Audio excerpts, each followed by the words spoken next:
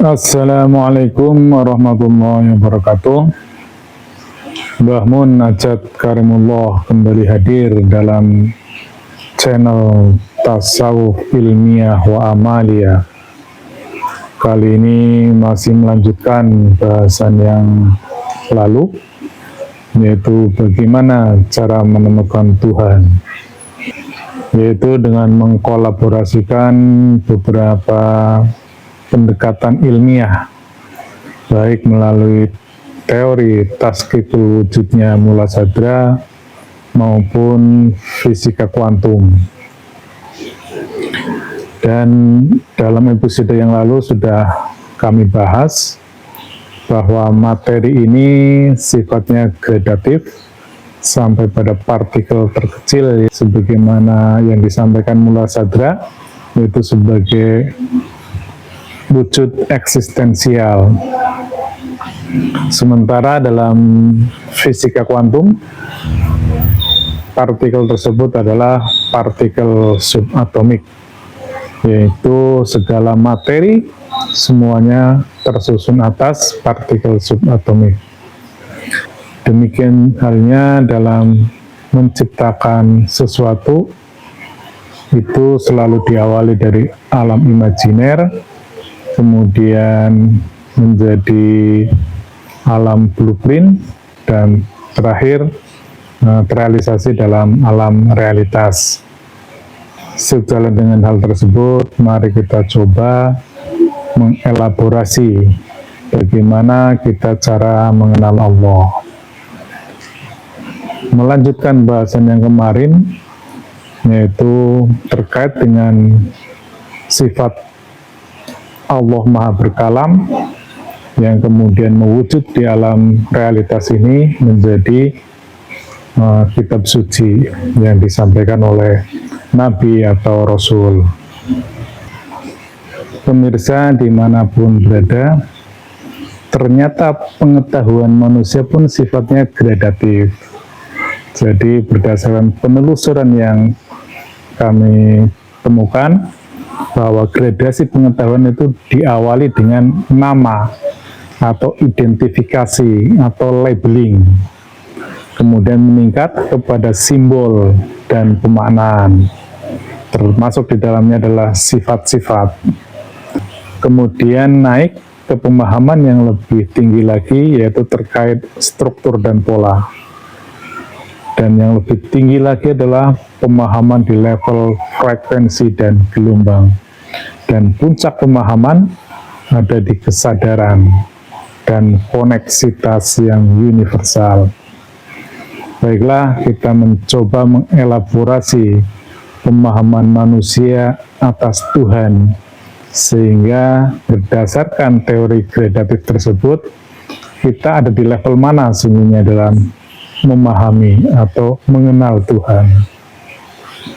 Jadi di level paling bawah adalah labeling, nama. Jadi kalau kita mengenal Tuhan masih sebatas nama, itu adalah pemahaman yang paling dasar.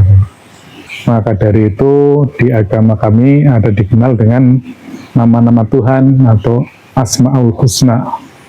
Dan biasanya pelajaran ini disampaikan kepada anak-anak yang baru belajar agama, baik di tingkat TK maupun SD kelas 1, itu adalah menghafal nama-nama, kemudian sifat-sifat, dan semisalnya. Kemudian pemahaman di level berikutnya yaitu sudah terkait dengan simbol dan makna. Jadi ini tentunya sudah terkait dengan sifat-sifat ketuhanan, atau yang paling tepat adalah afal Allah, perbuatan Allah, dan hubungannya dengan semesta ini, dengan penciptaan, dan seterusnya. Atau dalam ilmu agama ini adalah terkait dengan akidah.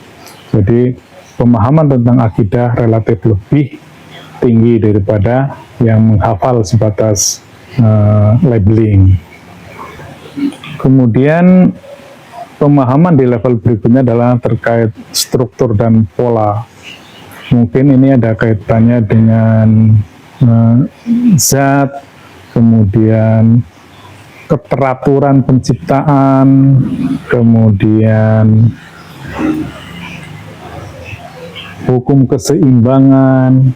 Intinya pemahaman di level ini kita sudah memahami afal-afal Allah, tetapi dalam sebuah keteraturan, dalam sebuah keseimbangan, hubungan antara satu hal dengan hal yang lain. Jadi pemahaman ini pun masih ada di level pemahaman akidah atau ilmu teologi. Dan ternyata masih ada lagi pemahaman di level keempat, yaitu frekuensi dan gelombang. Nah, ini ternyata pemahaman yang sudah tingkat tinggi, karena pada dasarnya seluruh entitas di semesta alam ini, baik makhluk hidup maupun benda-benda, semuanya itu menghasilkan getaran. Dia punya frekuensi masing-masing. Dan semesta ini ternyata hanyalah frekuensi dan gelombang. Sebagaimana yang Nikola Tesla katakan, bahwa untuk mengungkap misteri di semesta ini, maka kita harus fokus pada terminologi, energi, frekuensi, dan getaran. Lantas bagaimana mengenal Allah dalam perspektif frekuensi dan gelombang, atau frekuensi dan getaran? Inilah yang dibahas dalam ilmu tasawuf.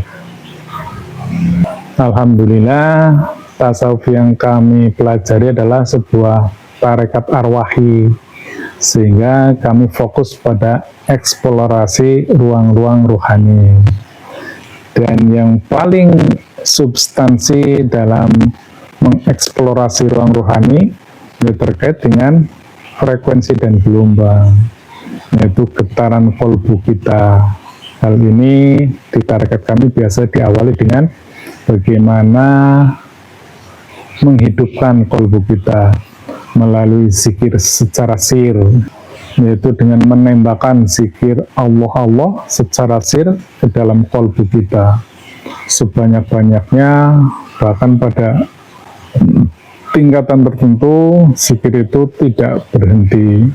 Sepanjang kesadaran kita masih ada, kita selalu berzikir dengan memberikan semacam impuls kepada kolbu kita, hingga secara bertahap kolbu kita itu akan hidup, akan berzikir secara otomatis, dan lama-lama akan menghasilkan getaran, dan getaran itu akan makin kuat. Pemirsa dimanapun berada, dan hal yang paling menarik dari puncak pengetahuan manusia adalah kesadaran dan koneksivitas universal.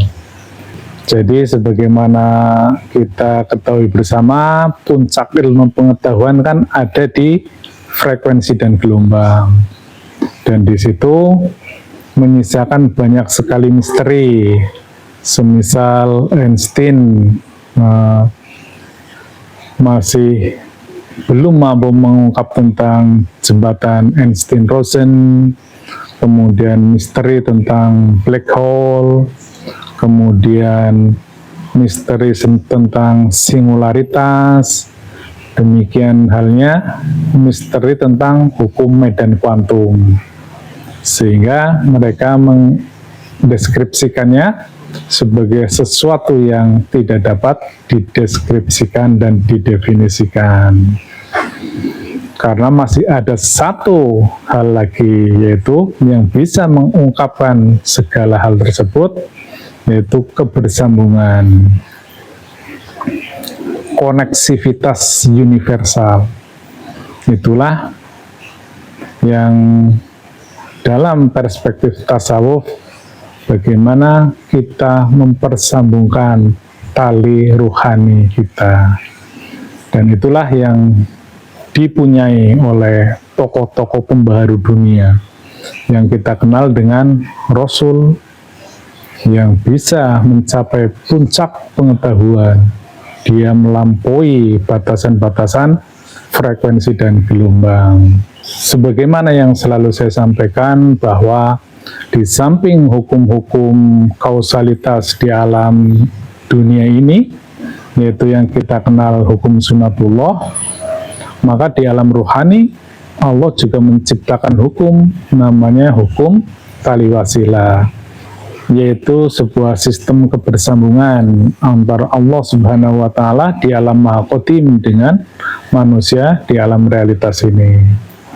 Dan setiap zaman Allah selalu menunjuk seorang manusia di alam realitas ini untuk memfungsikan kebersambungan tali ruhani tersebut. Oleh karena itu, kita di setiap zaman harus mencari siapakah seseorang yang difungsikan untuk mempersambungkan tali ruhani.